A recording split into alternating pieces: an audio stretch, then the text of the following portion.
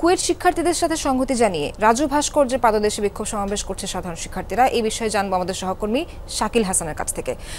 শাকিল, শিক্ষার্থীদের এই কর্মসূচি সম্পর্কে আপনি কি জানতে পারলেন, একটু বিস্তারিত জানাবেন আমাদের।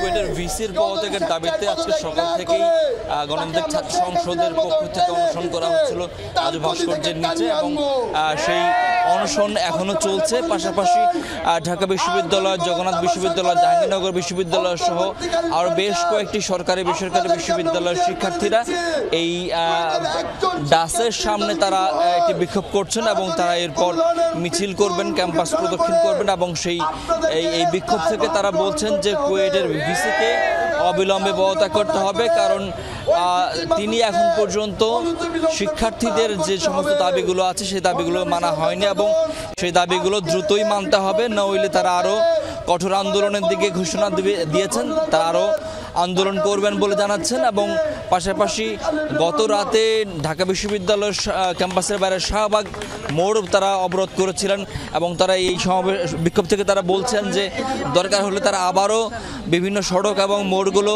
অবরোধ করবেন এবং তাদের এই দাবি যেটি কুয়েটের ভিসির পদত্যাগ সেটি তারা আদায় করে ছাড়বেন।